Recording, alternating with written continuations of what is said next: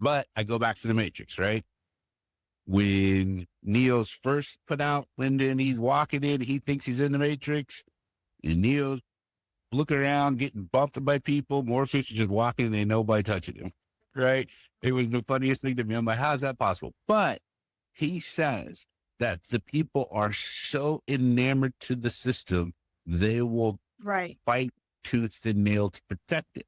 Yeah. So if they're fighting tooth and nail to protect the system, what do you think they're going to do with their own personal lives? Right. They don't even realize they're doing it, but they're going to fight for their survival. And it comes all the way down to identity. That's exactly what I was going to say. It's an identity transformation that has to happen for you to become the version of yourself that you think you want to be.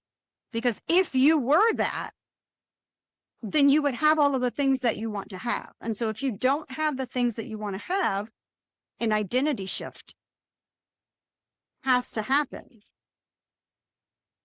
Like, period. The hard part? And we what think, is that?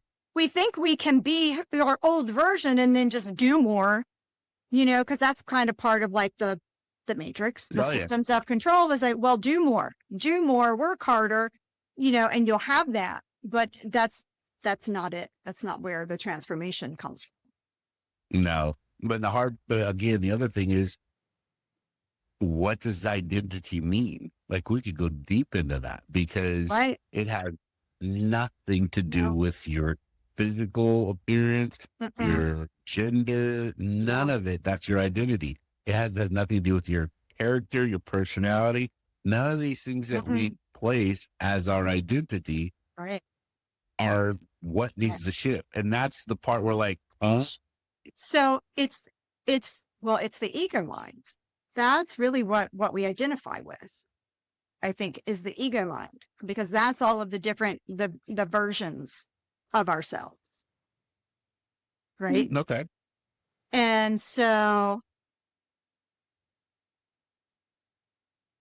wow. So that takes me into, because if we are God lives within us. I mean, it's stated biblically, it's stated non-biblically. Like, I think we're all coming into I can't say all. I think a lot of people are coming into the awareness that we are God. It's one and the same. And so when you look at it from that standpoint, and you start talking about our identity, which really is all of the false stuff that we've associated with. It's everything that's outside of the fact that we are God and we are love and we are one. So everything that you identify with that. Yeah. Right. And so the identity of separateness and of your humanness, again, we can kind of tie that into, well, the ego mind sure sounds a lot like Satan. If Satan existed. Well, I think, but again, I think it's all metaphor. And so I think when you really start looking at how that's described biblically, that's talking about the control of the ego mind and the false self. Let me give you something, or I heard this yesterday. Okay. And it was, I'm going to see if I can do it justice. Okay. So the story of Adam and Eve was not about two people. It was not about a snake. It was not about a tree, an actual fruit, or any of it. Nothing was there. It was consciousness. And consciousness said, point blank, I want to experience myself. In doing so, consciousness split. Right? Yeah, that makes total sense. Yep. Is still one conscious, but the split is feminine, masculine. So it's the feminine and masculine energies within it.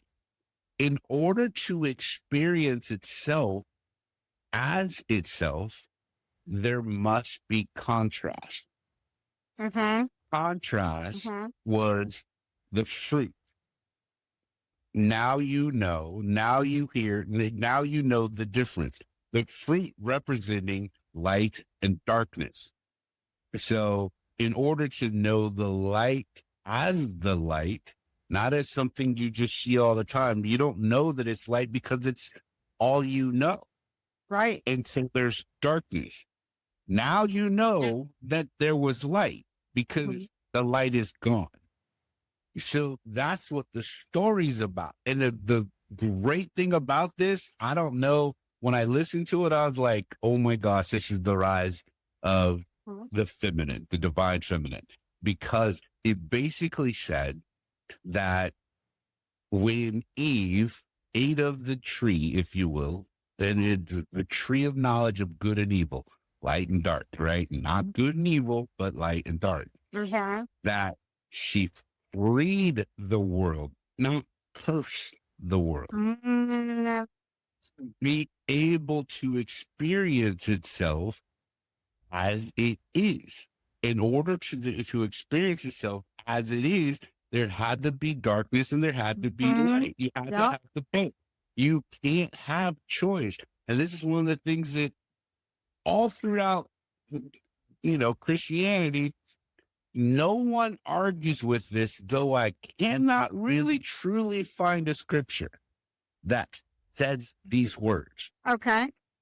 But everyone agrees that God does not mess with free will.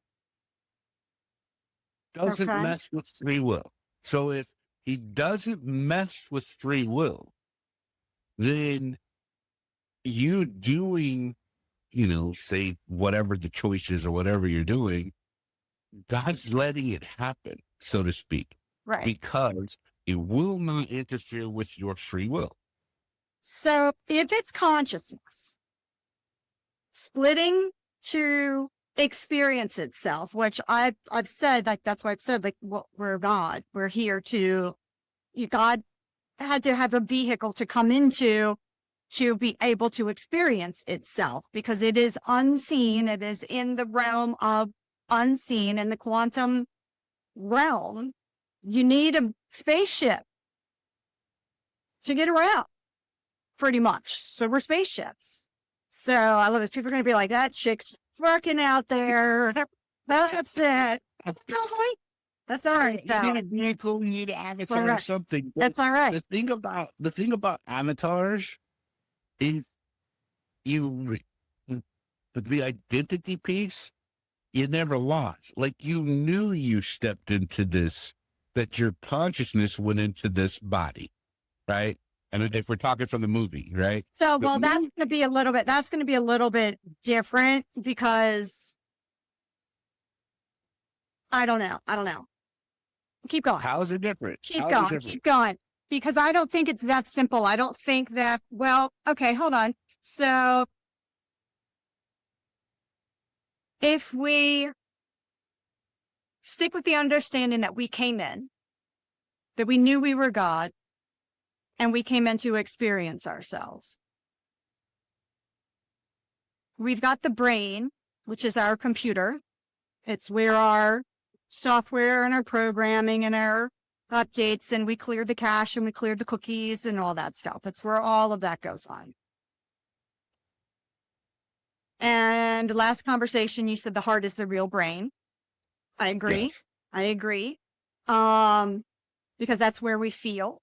That's where the energetic vibration comes out. That's why in manifesting, they say, feel it. You have to feel, you have to embody that energy, because that energy is what raises the vibrations, what puts you on the different planes here, the different frequencies, just like the different radio waves that are out there, and you're tuning the channel. The radio waves are already in the air.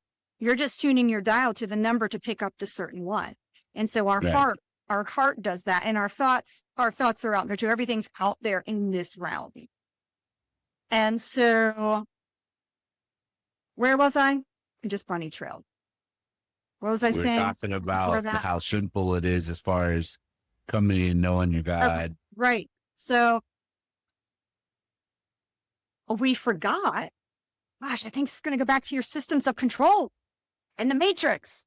And so we forgot because we were told to. We were told as kids, don't do that. No, here's what you have to do. Like we are raised by people who were programmed.